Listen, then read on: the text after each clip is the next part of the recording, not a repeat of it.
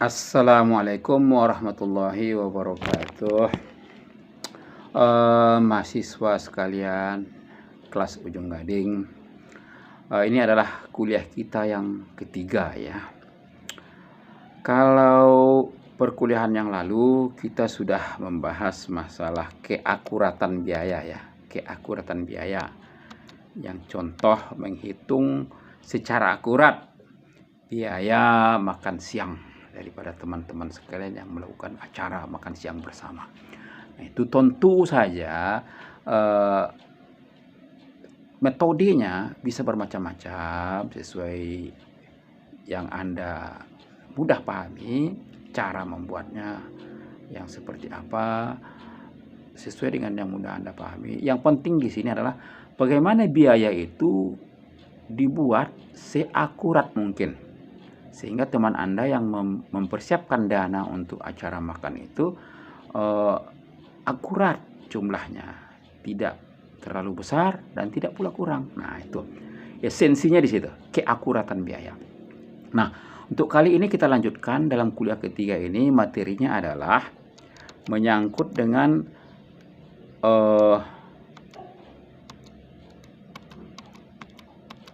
kalau kemarin keakuratan biaya, sekarang kita bicara masalah biaya langsung dan biaya tidak langsung. Nah, itu. Biaya langsung dan biaya tidak langsung. Biaya langsung, nah, yang langsung itu adalah biaya atau jenis biaya yang dapat dengan mudah dan akurat ditelusuri terhadap objek biaya. Contoh ya, contoh Anda membuat produk, atau katakanlah Anda melakukan perjalanan ke Padang. Ada biaya transportasi kan ya, naiknya adalah dengan travel dari Ujung Gading Padang.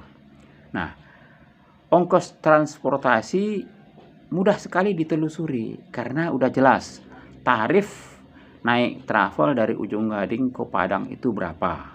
Nah, sekarang berapa? Mungkin 100 ribu mungkin. Kalau dari Simpang 4 80 ribu. Nah, mudah diketahui. Nah, mudah ditelusuri karena orang tahu sewa atau biaya transportasi naik travel dari Ujung Gading ke Padang itu sudah diketahui secara umum. Jadi kalau pergi ke Padang, pulang lagi, nah mudah dihitung. Jadi 2 kali jalan, kalau satu orang 2 kali, katakan 100 ribu sekali jalan, 200 ribu. Kalau 3 orang, tentu 3 kali 200 ribu, 600 ribu. Mudah sekali ditelusuri dan bisa secara langsung dan akurat ditelusuri. Nah, itulah ciri-ciri dari biaya langsung. Nah, kemudian ada lagi biaya tidak langsung. Nah, itu kebalikannya. Kalau tadi mudah ditelusuri, tentu kalau biaya tidak langsung itu tidak mudah ditelusuri pada objek biaya. Tidak mudah. Nah, contoh nih, contoh. Kita untuk memahami ini lebih gampang dengan contoh ya. Contoh nih, pabrik misalnya, pabrik sawit. Nah, kalau di Ujung Gading tuh ada pabrik sawit di Air Balam itu ya, punya BNC, ada juga di Air Runding gitu ya.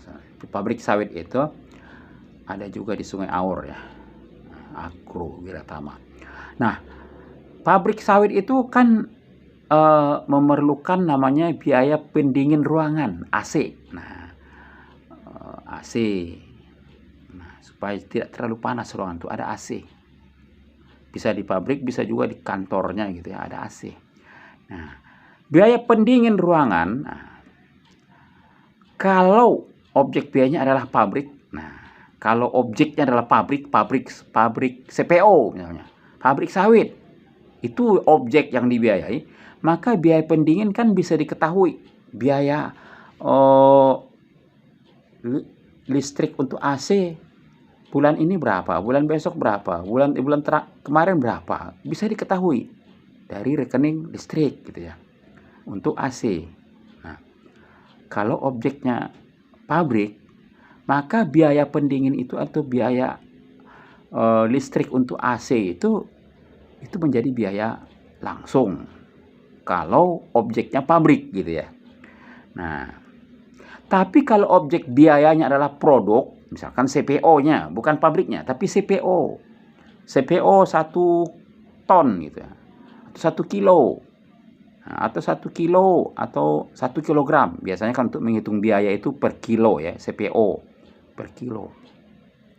Nah, 1 kilo CPO itu komponen biaya pendingin AC di dalam rangka proses memproduk CPO ini itu akan sangat sulit ditelusuri. Susah kan?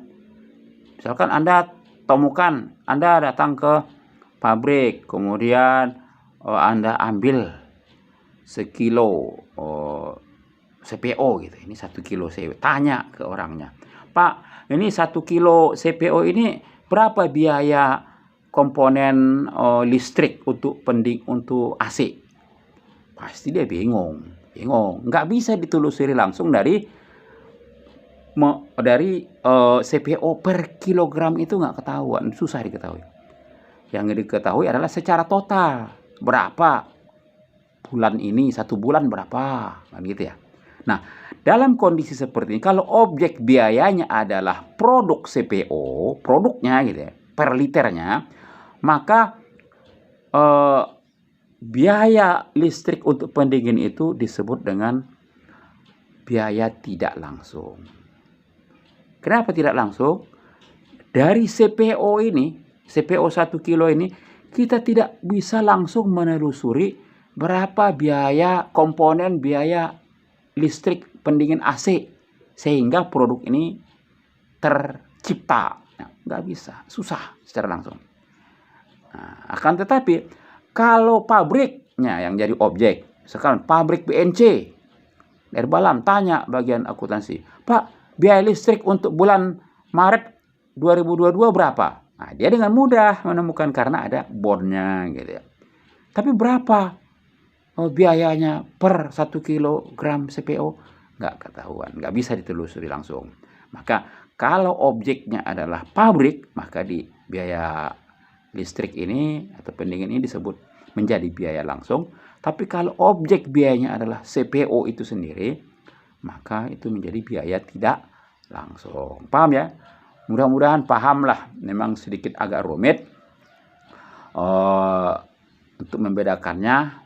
Tapi kalau Anda benar-benar mencoba memahami, insya Allah ini bisa dipahami, mudah dipahami. Oke. Sekarang tugas. Nah, seperti biasa kalau kuliah online itu dikit-dikit tugas kan gitu ya. Untuk memastikan bahwa Anda benar-benar mengikuti kuliah online dan Anda benar-benar paham. Nah, kami para dosen itu melihat dari hasil pelaksanaan tugas. Nah, tugas, catat nih. Tugas Anda yang pertama. Coba berikan contoh biaya langsung dan biaya tidak langsung di katakanlah penyelenggaraan sebuah sekolah. Nah, misalkan SMA 1 Lembah Melintang. Nah, itu kan kegiatan, ada kegiatan pendidikan ya. Kegiatan pendidikan ini ada biaya-biaya. Nah, biaya-biaya yang dikeluarkan di SMA Ujung Gading ini, coba Anda sebut salah satu contoh-contoh mana yang biaya langsung, mana yang biaya tidak langsung. Nah, gitu aja deh ya. Nah, ingat, biaya langsung itu adalah biaya yang mudah ditelusuri. Sedangkan biaya tidak langsung adalah tidak mudah menelusuri.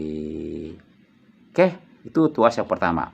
Kita lanjutkan lagi dengan materi berikutnya adalah kita akan membahas mengenai ketertelusuran biaya.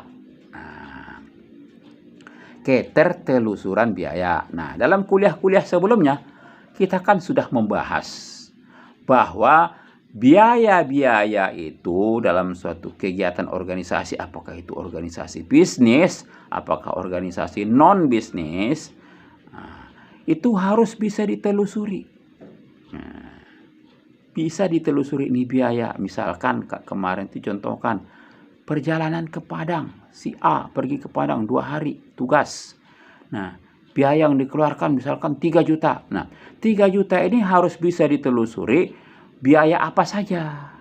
Nah, biaya transport, biaya makan, biaya hotel, nah, dan lain-lain. Harus bisa ditelusuri baik dia komponen biayanya maupun jumlahnya. Harus akurat. Nah, itulah ketertelusuran biaya itu ya. Nah, jadi kemampuan untuk membebankan biaya ke objek biaya, kemampuan untuk membebankan biaya ke objek biaya dengan cara yang layak, yang ekonomis, yang akurat, berdasarkan hubungan sebab akibat.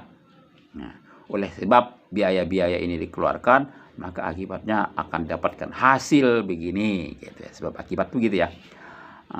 Oleh sebab sawit ini dipupuk, biaya pupuk sekian, diprunding, di circling, kemudian dirawat, dipanen, biaya panen, kemudian diangkut ke peron. Oleh sebab biaya-biaya yang dikeluarkan tadi, maka akibatnya adalah didapatkanlah uang, cuan ya, dari hasil penjualan sawit. Jadi bagaimana mendapatkan cuan ini sebagai akibat? Itu adalah disebabkan oleh adanya aktivitas kegiatan yang mengeluarkan biaya-biaya. Nah, dan itu mudah ditelusuri. Kalau sawit itu mudah ditelusuri ya. Oke. Semakin besar biaya yang dapat ditelusuri, semakin mampu kita menelusuri biaya ke objek biaya, semakin tepat kita atau kemampuan kita menelusuri biaya ke objek biaya, maka semakin akurat pembebanan biaya. Nah, jadi semakin kita bisa menelusuri biaya-biaya yang dikeluarkan, maka semakin akuratlah pembebanan biaya. Nah, misal tadi petani sawit, kita dapat bisa menelusuri biaya pupuk 2 kali setahun. Nah, luasnya sekian hektar, per pokok per hektar sekian, harga pupuk sekian. Kemudian biaya prunding, biaya panen, bisa ditelusuri. Semakin mampu kita menelusurinya dengan baik, maka semakin akuratlah biaya itu. Ya. Kemudian ketertelusuran adalah hal yang utama dalam pembebanan biaya yang akurat. Jadi untuk akuratnya sebuah pembebanan biaya, maka faktor utama yang kita menentukan itu adalah akurat atau tidak adalah faktor kemampuan menelusuri biaya. Kemampuan menelusuri biaya. Nah, kita lanjutkan. Nah, penelusuran biaya adalah pembebanan aktual biaya, pembebanan yang sebenarnya biaya pada objek biaya dengan ukuran yang dapat diamati. Contoh, biaya membuat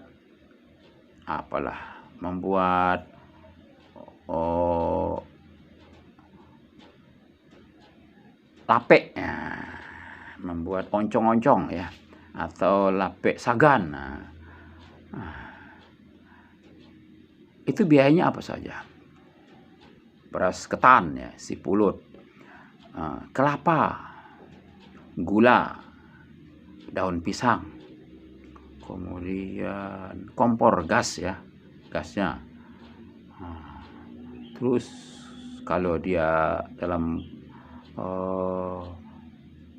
jumlah besar tentu ada upah ya, karena dikerjakan oleh banyak orang ada upah, diupahkan. Kalau dia untuk usaha misalnya bisnis jual beli lepatnya, maka itu ukurannya harus bisa diamati. Misal beras ketannya berapa liter, nah, ukurannya liter ya. Kelapa berapa butir, nah, gula berapa kilo, nah, bisa diukur dengan ukuran yang bisa diamati. Nah, itu contohnya ya. Mahasiswa sekalian, nah ini apa lagi nih?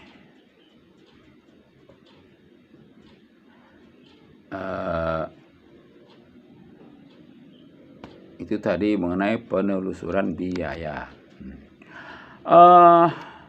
Tugas nomor 2. Nah, seperti saya katakan, namanya ujian kuliah online penuh dengan tugas-tugas. Nah, maka tugas yang kedua adalah coba Anda jelaskan, Anda deskripsikan, Anda paparkan bagaimana pentingnya kemampuan menelusuri biaya dalam rangka akuratnya pembebanan biaya. Bagaimana pentingnya, Anda jelaskan dengan bahasa Anda sendiri. Bagaimana pentingnya kemampuan menelusuri biaya untuk memastikan bahwa pembebanan biaya itu adalah akurat. Nah, sehingga biaya yang akurat itu tentunya Anda lebih mudah nanti untuk menentukan, kalau itu produk untuk dijual, Anda lebih mudah untuk menentukan berapa harga jual dan berapa keuntungan yang diharapkan. Itu. Selanjutnya adalah, itu tugas yang kedua ya. Berikutnya adalah metode penelusuran biaya. Nah, ini kalau kuliah online ini, kalau materinya terlalu banyak ya, Anda bisa puyeng ya, pusing atau poning. Jadi Bapak membahas hanya hal-hal yang poin-poinnya saja, hal-hal yang penting saja. Maka untuk kuliah yang ketiga ini Bapak batasi hanya yang tadi. Biaya ya, biaya langsung, biaya tidak langsung, kemudian penelusuran biaya. Dengan sedikit begini, insya Allah mudah-mudahan Bapak berharap Anda paham betul dengan apa yang materi yang Bapak sampaikan.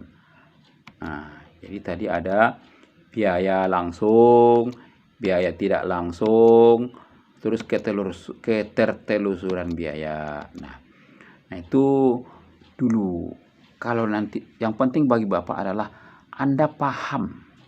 Buat apalah nanti materinya banyak gitu ya, tapi nggak ada yang Anda pahami. Biarlah sedikit tapi Anda paham. Itu Anda mengerti. Itu saja mungkin untuk kuliah yang ketiga ini. Nanti kita akan lanjutkan dengan membuat video kuliah keempat. Kuliah keempat. Mungkin di sini berkuliah ini sulit juga kita untuk mengikuti jadwal ya. Jadi untuk memudahkan teknis pelaksanaan kuliah online ini, baik bagi mahasiswa sendiri maupun bagi Bapak, kita tidak usah terikat dengan jadwal kuliah yang sudah dibuat. Tapi Bapak buat video seperti ini, Anda tonton, Anda laksanakan perkuliahan kapan saja. Yang penting Anda menontonnya, Anda melakukan perkuliahan itu dan Anda absen. Nah mungkin nanti absen untuk kepentingan prodi ya, administrasi prodi, ketua prodi meminta absen itu dibuat dalam daftar nama ya, daftar nama kuliah 1, kuliah 2, kuliah 3 dan seterusnya, dibuat nama-nama yang hadir.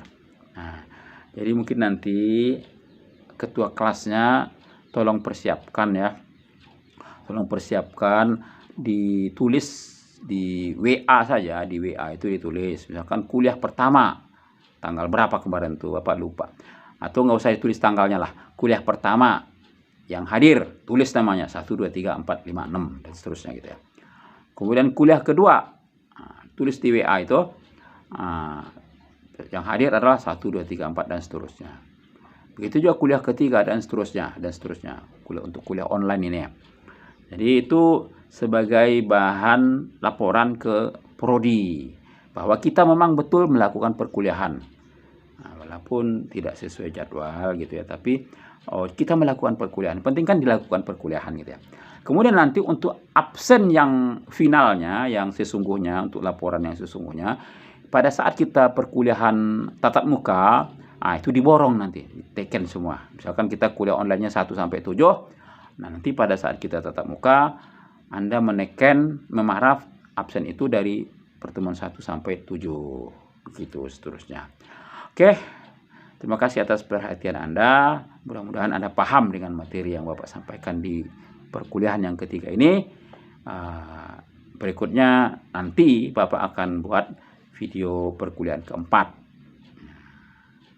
Silahkan ditunggu saja di grup WA. Terima kasih. Assalamualaikum warahmatullahi wabarakatuh.